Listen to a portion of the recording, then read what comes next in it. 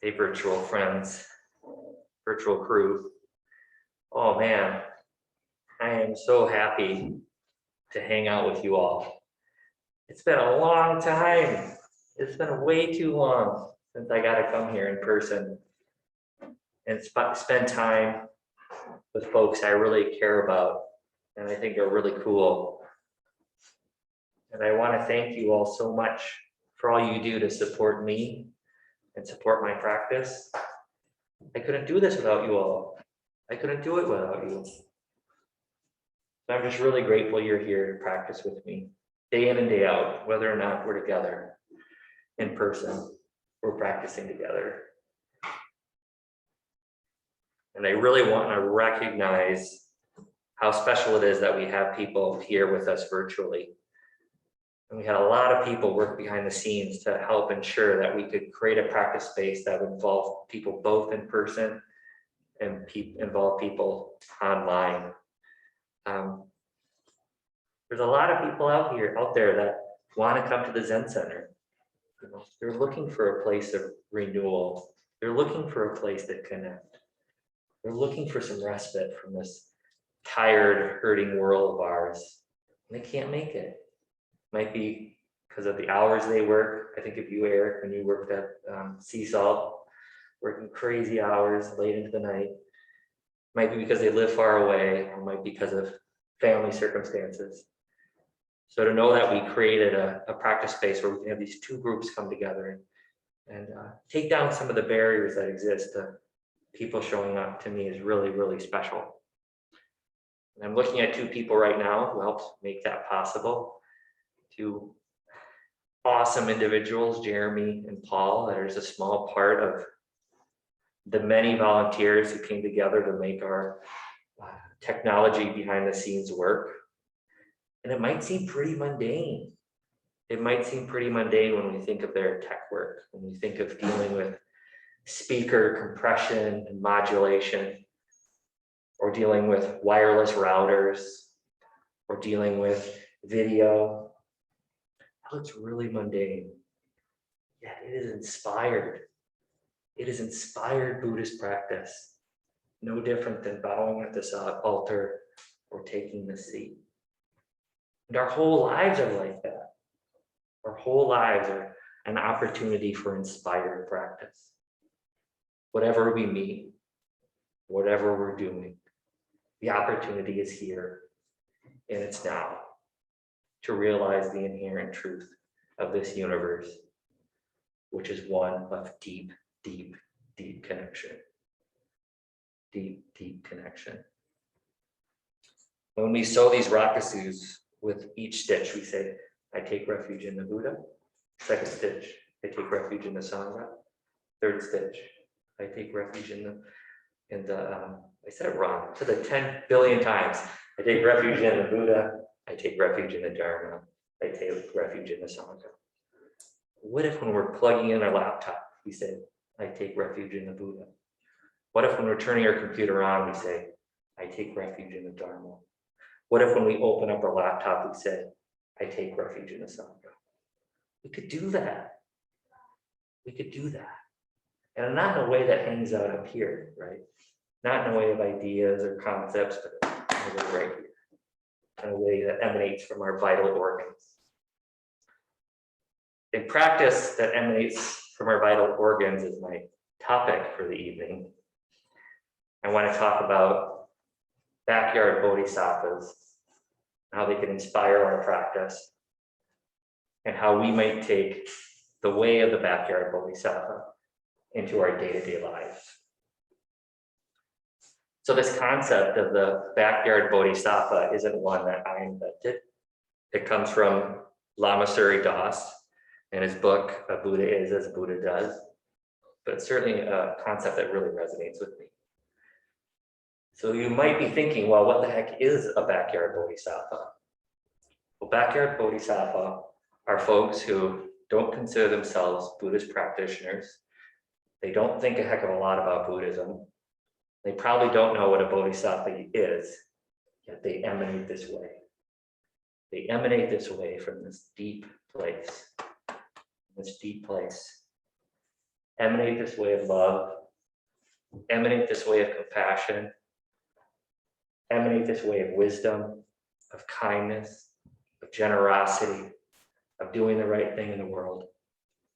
And they do it from what seems like this place of pure authenticity, purely organic, not at all tied into ideas up here of concepts and phrases. And when you think of backyard bodhisattvas that you might know, you might think of your grandparents, you might think of old supervisors or teachers, you might think of a mentor, might be members of your immediate family, might be friends. But I think whoever they are, it's really helpful to unpack a little bit about why what they do and how they do it in the world is so inspiring. That's what I want to do tonight. I want to unpack this quality of a backyard bodhisattva in hopes that it might be of help to us. And I want to unpack it by doing three things. One, I want to talk about some backyard bodhisattvas that are important to me. Two, I'd like to look at Dogen and his essay Kajo, or Everyday Activity. And then three, when we're done, I would love to hear from all of you and hear from all of you about backyard bodhisattvas that might be important to you and why. If you don't have anything to bring up, that's cool too. We can just talk and ask questions and hang out. So the first backyard bodhisattva that I want to mention is someone who I actually don't even know their name. It's an individual I saw interviewed on YouTube. I was watching this documentary on YouTube about the history of funk music. It was produced by the BBC. And in this documentary, they were interviewing this funk guitar player. And he made this really cool comment that struck me. He was talking about how the guitar is the most important instrument in funk. And that's why I actually wore my guitar face mask, as a way to honor and hold all those funk guitar players up there. He said the guitar is the most important instrument in funk music. The guitar is the one that holds everything together. He said the guitar holds everything together by just staying with that funky groove. Just staying with that funky groove and not adding any embellishments and not adding any flourishes. So by just staying with that funky groove, not adding any embellishments, not adding any flourishes, he said that's when all the other musicians can do their thing and we can get the world to dancing. Get the world to dancing. And I thought, that's Katagiri Roshi. Remember when Katagiri Roshi said that?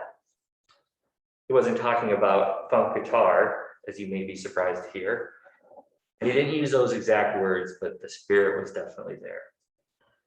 Katagiri Roshi was known for saying to his students, nothing extra, nothing extra. Don't bring anything extra to your Zazen practice. And what did he mean by extra?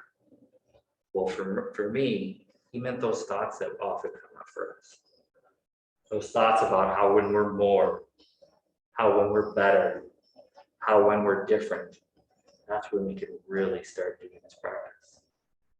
When I'm more like that person or less like this person, that's when I can really do this practice.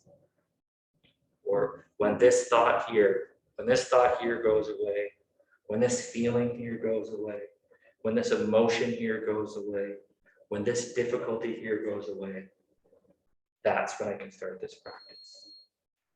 The category was all extra. It wasn't needed.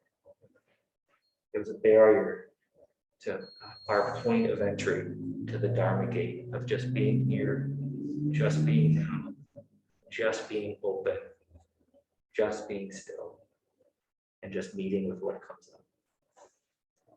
I think that's one quality of a backyard bodhisattva I do find inspiring, is they have an ability just to meet with whatever's coming up and bring those qualities that we find important to them, that we find important about them to that moment. If it's love, they have an ability to meet a difficult situation with a sense of love that seems to emanate somewhere organically.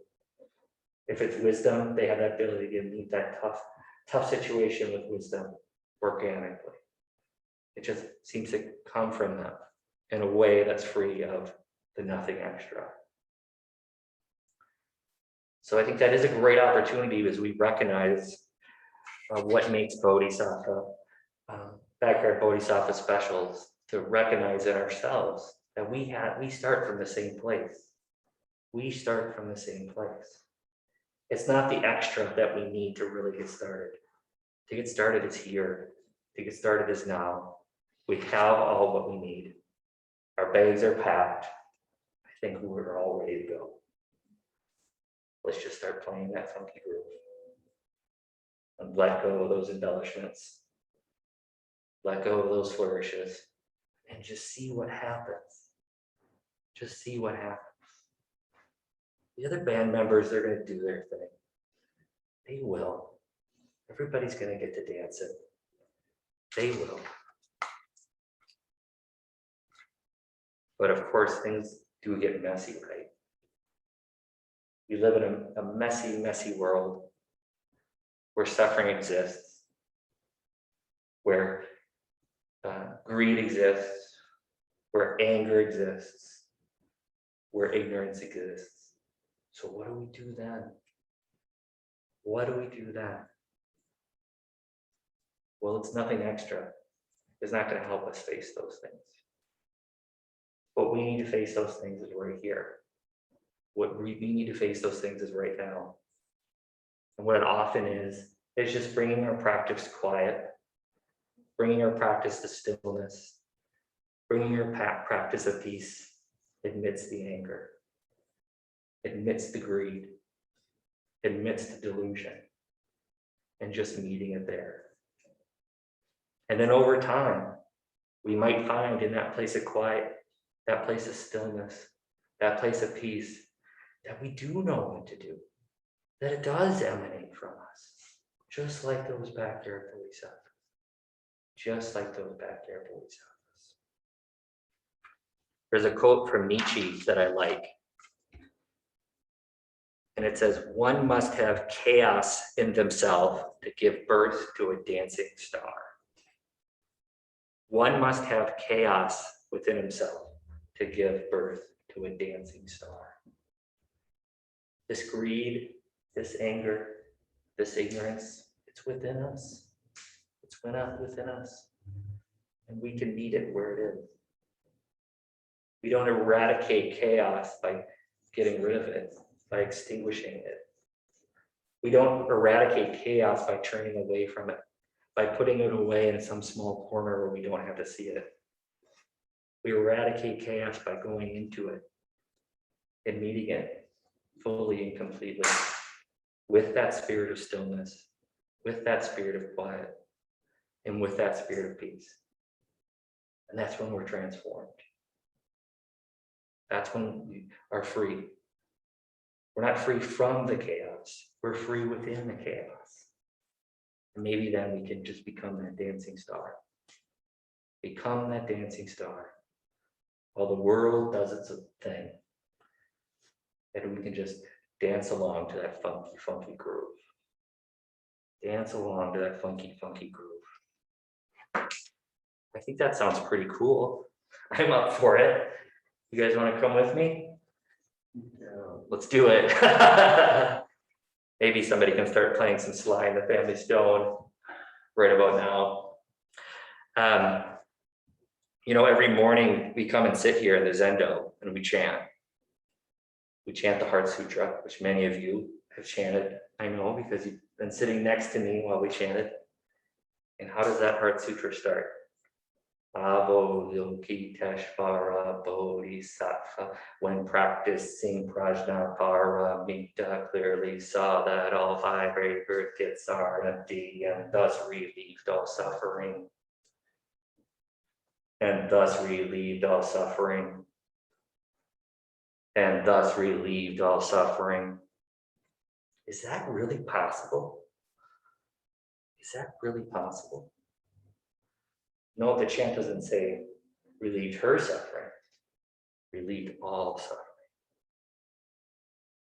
Is that possible that when we realize peace, the world is at peace? When we realize quiet, the world's at quiet? When we realize stillness, the world is still? Is that really possible? And those words have nothing to do with relieving suffering. When I first started chanting the Heart Sutra, I had no idea what the words even meant. I did it in phonetic Japanese, just chanting the syllables one at a time. And yet, honestly, I felt no different. I felt no different chanting that Japanese that I do chanting in English. Relieving all beings does feel possible. It does feel possible. It's not in the words, it's in the activity. The activity of that, beating of that drum, and being with those groups, that group of people there, being with that group of people there. We never know who our practice is going to touch. We never know this simple activity here, how many people are reached. I remember, this was at Clouds and Water Zen Center when I first started. I was in a sesshin once, sitting back by the south wall. Windows were open. It's a hot summer day, and I was suffering. I was in tremendous pain. I was really hurting. And in the middle of that, something extraordinary happened. So those are artists lost down there. A lot of creative people down there. Well, one person in one of those lost started playing the trumpet. Started playing his tune. That music wafted in over into the zendo, over the windowsill and into the zendo. And hearing that music, I just felt a complete sense of peace, complete sense of quiet, wonderful respite. And that trumpet player had no idea. That trumpet player had no idea. He was just there playing his tune. No embellishments, no flourishes. And maybe a couple stories down, the 20-year-old kid in pain, and he relieved that kid's suffering. Just for a moment, he relieved that kid's suffering. Just by letting the band do his thing, staying with that groove. And that moment there, at least one person started to dance. Maybe not physically, but in here, they started to dance. That's a good segue into talking about my second backyard bodhisattva, and his name is Clint. I haven't seen Clint in about 20 years. Clint was one of my brother's best friends growing up.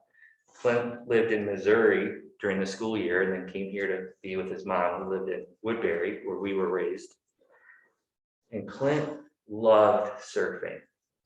Surfing was all he talked about. He had surfing VHS tapes he watched over and over again. Walls of his room were covered with surfing posters. He had subscriptions to surfing magazines that his parents had got him for various birthday and Christmas presents. He had his own surfboard. He had a wetsuit. But there was one problem, right? Clint had never been surfing, and he had no plans to go surfing. And from a geographic standpoint, he couldn't reside any further away from either coast and still be in a continuous 48 states. But that didn't stop him, right? That didn't stop him. That didn't stop him from putting that wetsuit on and riding a surfboard in his backyard and realizing this vow he had to surf. Realizing this vow to surf. It didn't matter that there wasn't a real wave that he could ride, right? He still rode it. And that wave was alive in our hearts. That wave was alive in his heart. And how different would it be if we took that same energy to our practice here? But rather than surfing magazines and a wetsuit and surfing posters, we used a small striker to ring the bell. We used a match to light a candle, and we bowed at the altar. Can we do all those things with the same spirit of a 10-year-old riding a pretend wave? And how different would it be? How different would it be? And what's really cool is that Clint did get to go surfing. He did go surfing. Eventually, when he was in the military, he got to go surfing. And it's staying with us. Suffering might be relieved, not just for ourselves, but for all beings. The Buddha way may be realized, not just for ourselves, but for all beings. And all delusions might be exhausted, not just for ourselves, but all beings. I have shifting gears a little bit. I wanted to unpack the qualities of these backyard bodhisattvas like Clint, like that funk guitar player, by talking a little bit about Dogen and his essay, Everyday Activity, or Kajo. So I want to give a quick plug to Diomo Burke's podcast, the Zen Studies podcast. I love it. If you're into podcasts, I highly recommend it. And if you want to know more about this essay, Everyday Activity, she has a wonderful two episodes in 2 parts about it, where she deconstructs it pretty beautifully and pretty well. I'm only going to be touching on a few things from Everyday Activity. So I want to start by taking a look at this verse that opens the essay. It's on the program if folks have one and want to read along. But it says, in the domain of Buddhas and ancestors, drinking tea and eating rice are everyday activity. Drinking tea and eating rice have been transmitted for a long time and are present now. Thus, the Buddha's ancestors' vital activity of drinking tea and eating rice comes to us. I'll read that one more time. In the domain of Buddhas and ancestors, drinking tea and eating rice are everyday activity. Drinking tea and eating rice have been transmitted for a long time and are present now. Thus, the Buddha ancestors' vital activity of drinking tea and eating rice comes to us. That's backyard bodhisattva activity. Just eating rice, just drinking tea. And doing it in a way that realizes Buddhas and ancestors. Not doing it because it will realize Buddha ancestors. Or not doing it thinking we're doing Buddhas and ancestors activity. But just doing it in a way that's completely ordinary, completely still, completely at peace. And with that, the Buddhas and ancestors show up. Drinking tea, eating rice, realizing Buddhas and ancestors. That funk guitar player, you realize Buddhas and ancestors. But what would have happened if he added those flourishes or those embellishments? What if Buddhas and ancestors showed up? I think unquestionably Clint riding that surfboard in his backyard, Buddhas and ancestors were there with him the whole time. But if he got caught up in thinking, I'm not really surfing, I'm never going to go surfing. Both coasts are about 1,500 miles away each. I'm just a 10-year-old kid. I can't get there. What would have happened? What would have happened to those Buddhas and ancestors? So when we meet eating rice and drinking tea, we meet them with the same careful consideration we would meet Buddhas and ancestors. And when we meet Buddhas and ancestors, we meet them with the same simplicity and ordinariness of drinking tea and eating rice.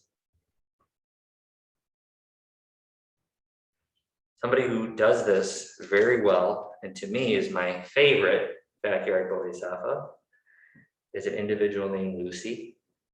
She loves dinosaurs, Dora the Explorer, and asking adults how old they are.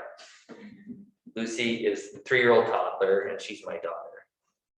And she seems to live this way of realizing Buddhas and ancestors while just drinking tea and just eating rice every single day, in every moment, in everything she does. Lucy loves to peel bananas. She can sit at her activity table and peel one banana after another. Whether or not she's going to eat the banana is entirely secondary. If the banana is ripe or not ripe, it doesn't matter. What matters is having that chance to peel that banana. Having that chance to peel that banana. And Lucy struggles with it too. Lucy is behind in her motor skills. Some of you know, she was born early at 26 weeks.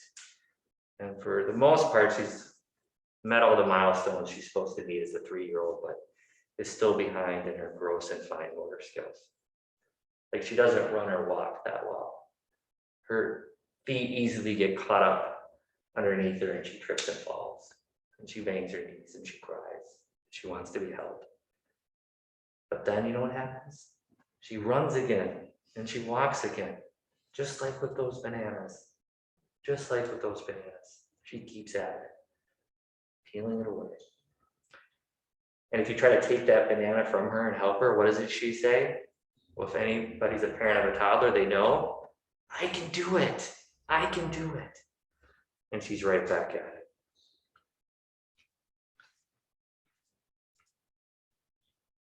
There's a poem from Emerson that reminds me of Lucy. It goes, thus inevitably does the universe wear our color, and every object falls successively into the subject itself. The subject exists, the subject enlarges. All things sooner or later fall into place. As I am, so I see. Use what language we will. We can never say anything but what we are. I'll read that again because I know it's a lot to unpack. Thus inevitably does the universe wear our colors, and every object falls successively into the subject itself. The subject exists, the subject enlarges. All things sooner or later fall into place.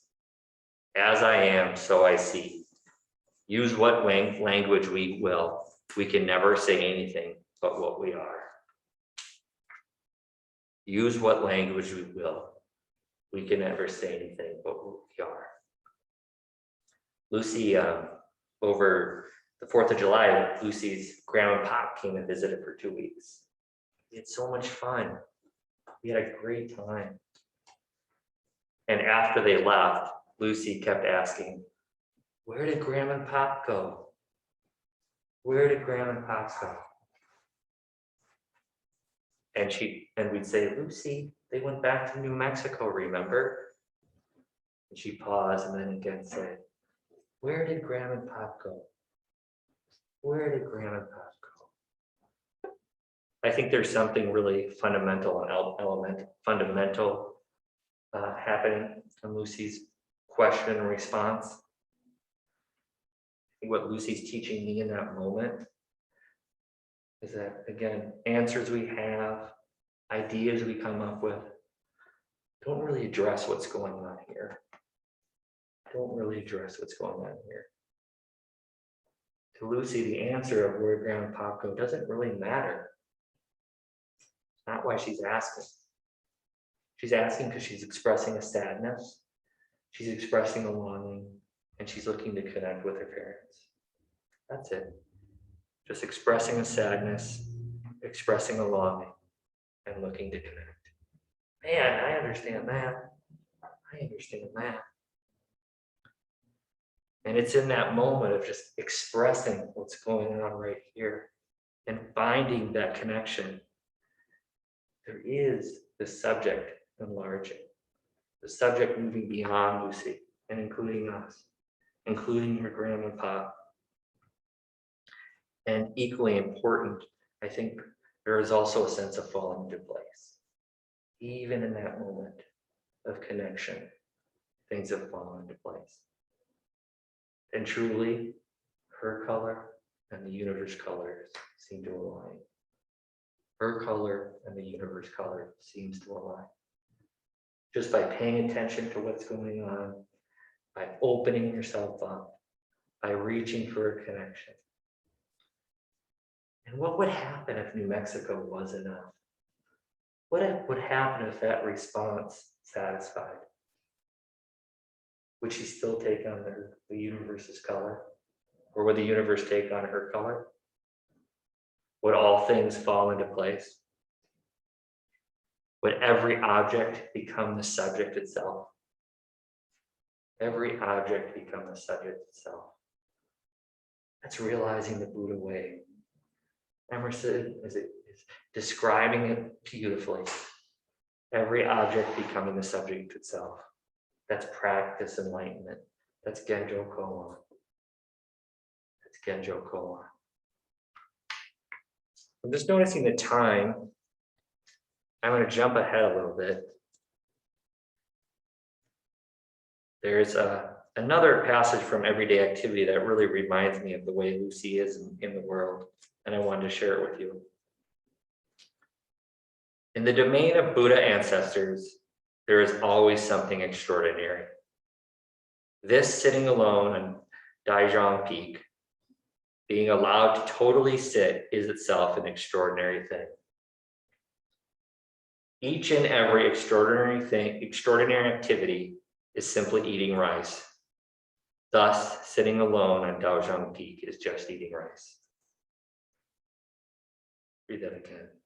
In the domain of Buddha ancestors, there is always something extraordinary. This is sitting alone on Daojang Peak. Being allowed to totally sit is itself an extraordinary thing. Each and every extraordinary activity is simply eating rice. Thus, sitting alone on Daojang Peak is just eating rice. This extraordinary activity is just eating rice. This extraordinary activity is just eating rice. I think that there's one thread that runs through our 3 backyard bodhisattvas, is they realize that this extraordinary thing is just eating rice by keeping at it over and over again, unattached to results. I imagine that funk guitar player, how much time he had to put into just getting that right strum pattern, that right ability to put his hand on the strings, that right ability just to stay with that groove to a point where it just became like everyone dancing. That's what I think I love about, funky music, is it doesn't seem like there's a separation. It doesn't seem like there's a separation between the band and the audience. Just one beating percussion like that Makuyo drum. Just one beating percussion like that Makuyo drum. And Clint, what did he do? He just kept at it. He got up on that surfboard in his backyard over and over and over again. But what was the result? He did go surfing. He did go surfing. And then there's a Lucy, just asking that same question over and over again. Where did Grandma and Pop go? And attempt to feel her emotions and connect. Or Lucy peeling that banana over and over for no other reason but peeling bananas is just really, really fun. Can I do that the next time I peel a banana? Can I just do it because it's really, really fun and nothing else? I don't know. Maybe. So with that, I want to close and then turn it over to the group because I would love to hear your thoughts. I want to read another section from Everyday Activity. This is Dogen talking about his own teacher, Tiantong Rouget. Dogen writes, Rugine once accepted an invitation and moved to the Jinchi monastery. He ascended his seat and said, half a year just having rice and sitting on one peak. This sitting cuts through thousands of layers of misty clouds. One sudden clap of roaring thunder. Spring in the mystic village. Apricot blossoms are red. So that goes, half a year just having rice and sitting on one peak. This sitting cuts through thousands of layers of misty clouds. One sudden clap of roaring thunder. Spring in the mystic village. Apricots blossom are red.